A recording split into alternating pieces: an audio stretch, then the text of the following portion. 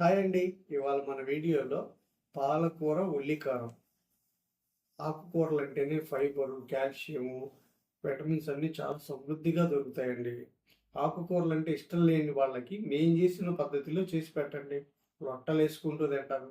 రైస్లోకి కానీ, చపాతీలోకి కానీ, ముఖ్యంగా పుల్కాలోకి అయితే ఇంకా బాగుంటుంది.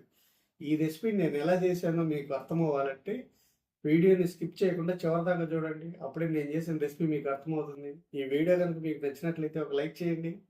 ఇంకెందుకంటే ఆలస్యం, రండి వీడియోలోకి వెళ్ళి రెసిపీ చేసేద్దాం. ఇప్పుడు ఒక మిక్సీ జార్ తీసుకొని ఒక 150 గ్రాముల ఉల్లిపాయలని ఇలా పెద్ద సైజు ముక్కలుగా కట్ చేశాను. ఇవి ఇందులో వేసుకుందాం.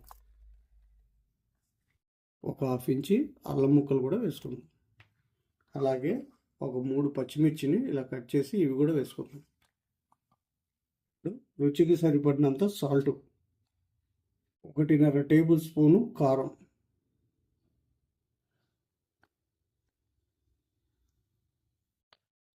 ఈ ముక్కల్ని మెత్తగా కాకుండా కచ్చా పచ్చాగా గ్రైండ్ చేసుకుందాం. ఇప్పుడు స్టవ్ మీద కళాయి పెట్టుకొని ఒక 3 టేబుల్ స్పూన్లు ఆయిల్ వేసుకుందాం. ఆయిల్ వేడైందండి. ఇప్పుడు ఒక చిటికెడు ఆవాలు, ఒక చిటికెడు జీలకర్ర, ఒక 4 వెల్లుల్లి రెబ్బలు,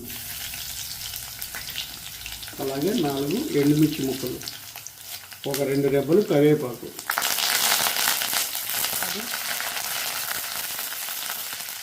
పోపు వేగిందండి. ఇప్పుడు మనం ముందుగానే ప్రిపేర్ చేసి పెట్టుకున్న ఈ ఉల్లికారాన్ని ఈ పోపులో వేసుకున్నాం.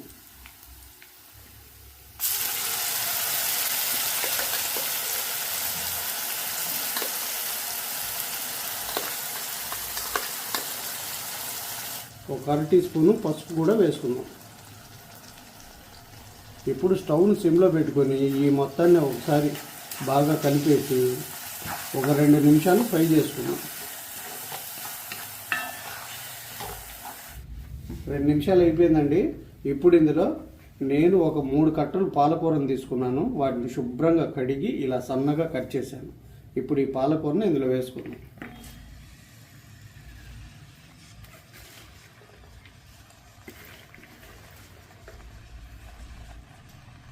ఇప్పుడు ఈ పాలకూరని మెల్లిగా ఇలాగా కింద నుంచి పైకి ఇలా టర్న్ చేసుకుంటూ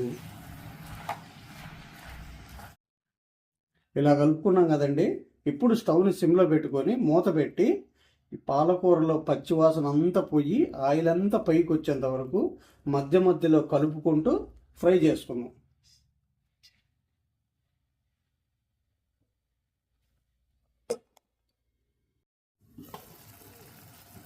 చూశారు కదండి, ఆయిల్ అంతా పైకి వచ్చేసింది. మన పాలకూర ఉల్లికారం అయితే రెడీ అయిపోయింది. నాకు ఈ కర్రీ రెడీ అవ్వడానికి 15 నిమిషాలు టైం పట్టిందండి. నేను రెసిపీ మొత్తం సిమ్లోనే పెట్టి చేశాను. మీరు కూడా అలాగే చేసుకోండి, చక్కగా వస్తుంది. ఇప్పుడు కొద్దిగా కొత్తిమీర కూడా వేసుకుందాం.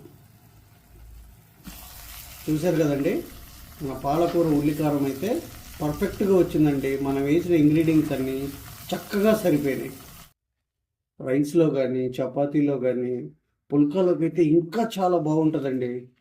తింటుంటే కమ్మగా ఉంటుంది. ఎందుకంటే మనం పుల్కాలో ఆయిల్ వాడాం కదా, చాలా అంటే చాలా బాగుంటుంది. మీరు కూడా నేను చెప్పిన కొలతలతో నేను చేసిన పద్ధతిలో ఒకసారి ట్రై చేయండి. అది ఎలా వచ్చిందో కామెంట్ సెక్షన్లో చెప్పండి.